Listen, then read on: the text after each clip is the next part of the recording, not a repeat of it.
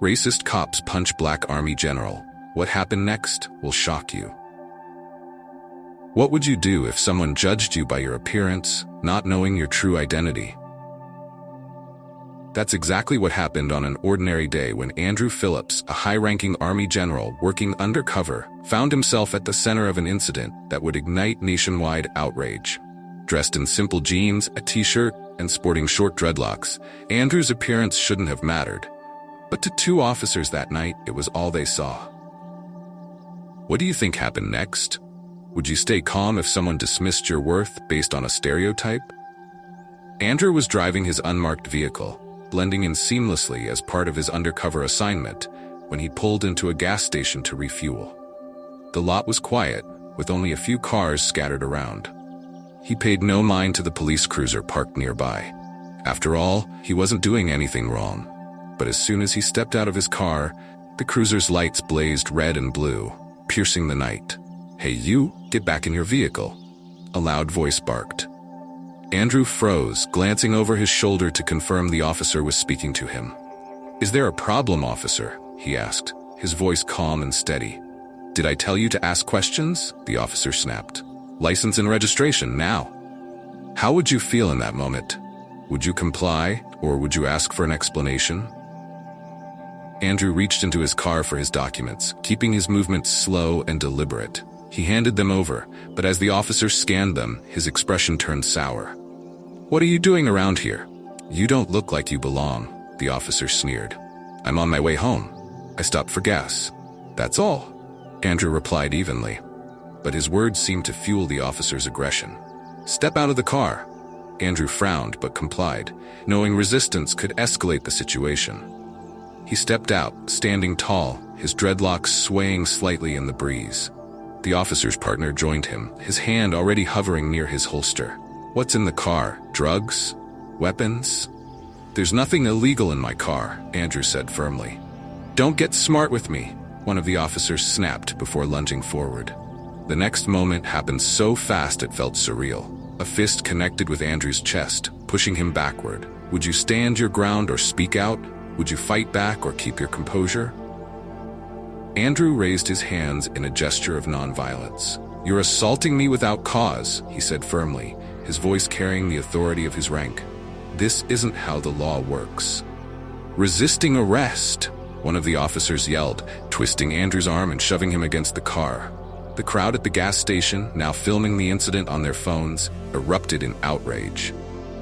"Leave him alone. He didn't do anything wrong," a woman shouted. Andrew's face pressed against the hood of his car, but he kept his tone calm. "You're making a mistake. I'm a United States Army General, and this will not go unnoticed." The officer froze for a moment, disbelief flashing across his face, but instead of de-escalating, he scoffed. "Yeah, right. And I'm the president." Can you imagine the humiliation Andrew must have felt? How would you handle being disrespected like this, especially after dedicating your life to serving your country? They hauled Andrew into the back of the cruiser, ignoring the protests from the crowd. As the car sped toward the station, Andrew remained silent, his mind racing. He knew his rights. He also knew this encounter was far from over. At the station, things took an even darker turn. The officers didn't book him right away. Instead, they dragged him into a back room, where they began questioning him with hostility. "What's your deal? Where are you from? You're not fooling anyone," one officer sneered. Andrew stared at them, unflinching. "I've told you the truth. I'm a general in the United States Army. Look at the ID I gave you." But they ignored him. Minutes turned into hours, and Andrew was left handcuffed to a chair. What would you do in his place? Would you stay silent or demand justice? Finally, Andrew's patience wore thin. "Call your superior officer," he demanded.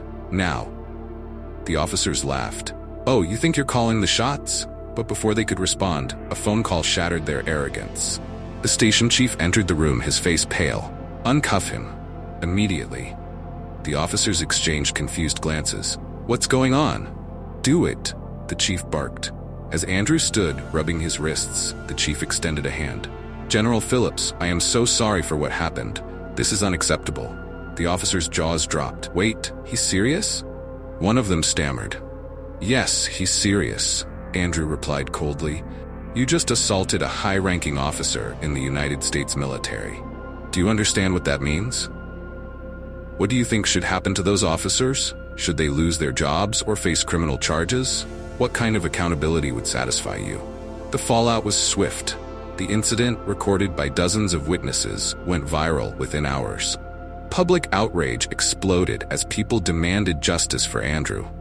The officers involved were immediately suspended without pay, pending an investigation. Andrew didn't stop there. He filed a formal complaint, ensuring their actions were reviewed at the highest levels. "This isn't just about me," he said in a televised statement. "It's about the systemic issues that allow this kind of behavior to persist. We need accountability. We need change." The officers were ultimately fired and faced charges for assault and misconduct. The police department issued a public apology, and new training programs were implemented to address racial bias and de-escalation tactics. But is that enough? Would you forgive the officers if they showed remorse, or would you want to see harsher consequences? Andrew's story became a rallying cry, sparking conversations nationwide about racism, profiling, and the abuse of power. While he never sought the spotlight, his courage in the face of injustice inspired millions. So now, I'll ask you, what would you do if this happened to you? Would you stay silent, or would you fight for justice? If you've watched this far, comment which country you're watching from and leave a 100 in the comment section, because you are type of person that likes to finish what they started. Remember to like, share, and subscribe to get notified whenever we drop new videos.